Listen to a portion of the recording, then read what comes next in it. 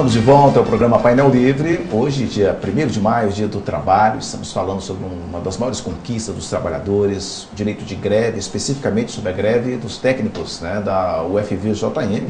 Quem está aqui junto com a gente é a técnica administrativa Leila Silva, também o professor Marivaldo Aparecido Carvalho e o aluno Elias da Cunha Alves. Você pode participar junto com a gente pelo nosso site tvvalinet.com.br, pelo telefone 3531-1013. Elias, historicamente, né, sempre se trava uma batalha entre alunos e universidade, técnicos, professores, sempre foi assim, né? A gente tem visto que os alunos têm se manifestado sempre a favor das greves dentro da universidade. Recentemente tivemos uma grande manifestação lá e a gente ouviu aqui muitos alunos reclamando que não poderiam entrar, que foram proibidos de acessar. Como é que essa legitimidade, vocês conversaram com os alunos, foi uma decisão de diretores, de representantes dos alunos, como é que foi isso? Por que vocês estão nessa aí? É importante ressaltar que desde a última greve, né, do movimento de 2012, a gente oficialmente também entrou de greve, junto com os professores, e essa greve vai muito mais do que simplesmente o direito de salário, como foi colocado aqui. Não estão lutando somente por salário, não estão lutando somente por coisas para si. É fundamental que todo mundo entenda que a gente está lutando por estrutura na universidade, né? Muitos estudantes às vezes não se envolveram dessa maneira e ainda não têm esse comprometimento, mas uma universidade que você não tem um RU, você não tem um restaurante para você se alimentar normalmente, você não tem um prédio do seu curso para você ter aula. A gente via aí com relatos de goteira em prédio novo, várias outras coisas. Então essa luta não se resume só a direitos dos professores. Muita gente deve estar se perguntando, os alunos vão ficar sem aula, por que eles estão apoiando os professores, né? E é justamente por causa da estrutura, né? O movimento estudantil, principalmente na ditadura, ele foi, assim, se mostrou muito, foi para as ruas, e depois de um tempo no Brasil todo a gente perdeu um pouco essa característica, mas eu acho que agora a gente está retomando isso, né? A gente conversa também com alguns estudantes, principalmente através das redes sociais, porque numa universidade com quase 6 mil estudantes é complicado você ter esse jogo de cintura de poder conversar com todo mundo, né? De articular com todo mundo. É isso que tem as lideranças também, né? Isso. Então, assim, eu falei, desde da última greve a gente já estava apoiando, continua apoiando ainda, tanto que a gente elaborou uma pauta unificada que vai ser falado aqui, né? A gente entendeu que tem várias demandas nossas que também são dos TAs e também são dos professores, e é importante a gente, como eu falei, a gente ter essa noção de que somente uma universidade com uma estrutura boa, com uma estrutura que consegue receber o estudante, dar condições dele se desenvolver e dele estudar, dele ter condições as 3 bases, né, os 3 pilares da universidade, ensino, pesquisa e extensão. A universidade que oferece todas essas 3 características para o estudante,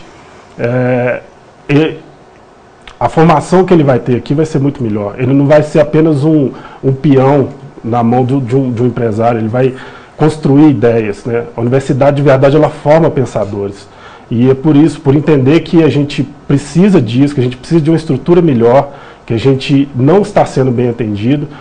A cidade diamantina ainda não tem toda a estrutura para abrigar todos os estudantes que estão vindo para cá, tem cursos surgindo aí, né? Atualmente a gente já tem um problema a cidade não dá conta de receber tanta gente, né?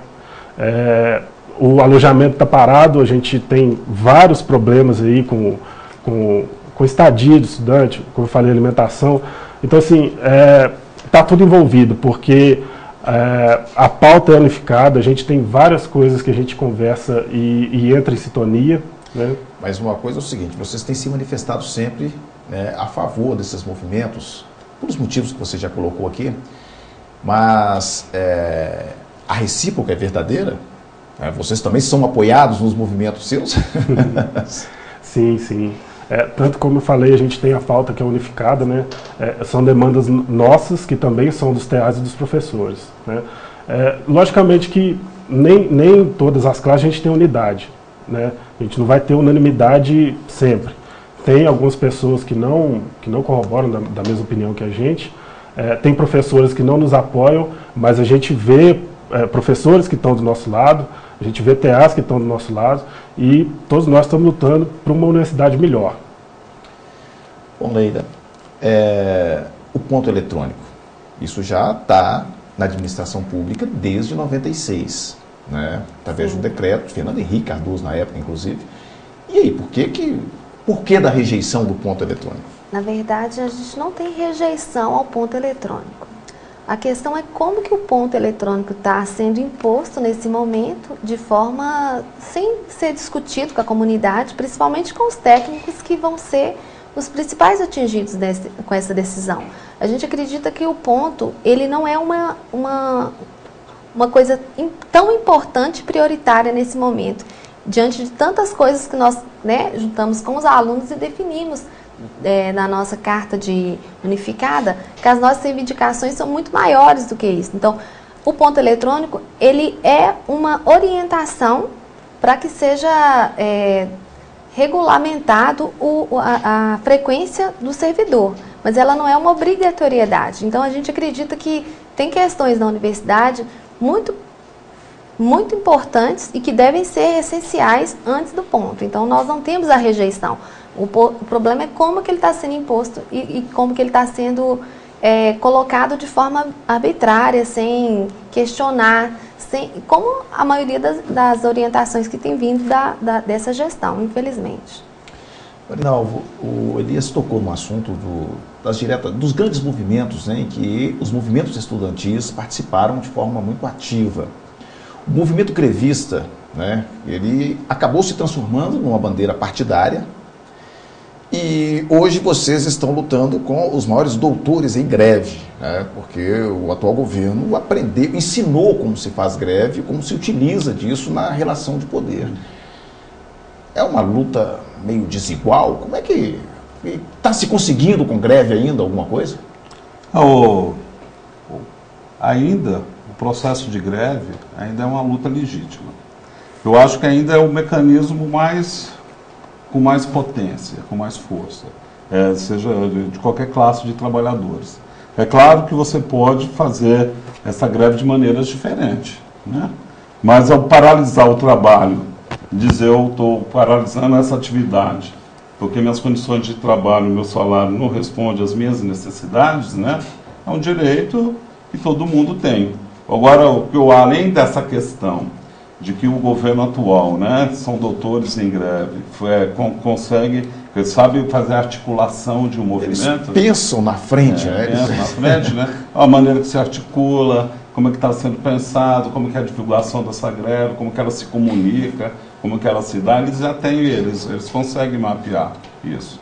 Mas mesmo assim, além disso, você tem uma estrutura jurídica, institucional, que ao mesmo tempo que fala assim, você tem direito à greve. Aí na hora que você entra em greve, aí as pessoas questionam o direito de ir e vir, né? Então se você faz uma manifestação que você proíbe a entrada em qualquer setor, vem o grupo fala, não, mas eu tenho o direito de ir e vir. Então o que eu acho? Como a greve ela é um direito, o que você vai estar colocando em questão ali são direitos. Então na hora que você coloca direitos em questões, a melhor solução é o diálogo. Porque naquele momento, qual que é o melhor, qual que é o direito superior, né? É alguém que está fazendo greve para alimentar sua família. Ambos são direitos constitucionais. Né? Ambos são, né? E agora, alguém que quer ir ou fazer o seu trabalho também, ou quer só ao menos passar por ali. Né? Então, como são direitos constitucionais, você tem que ir para o diálogo, você tem que ir para a negociação. Na hora que você tem medidas, né, sectárias que...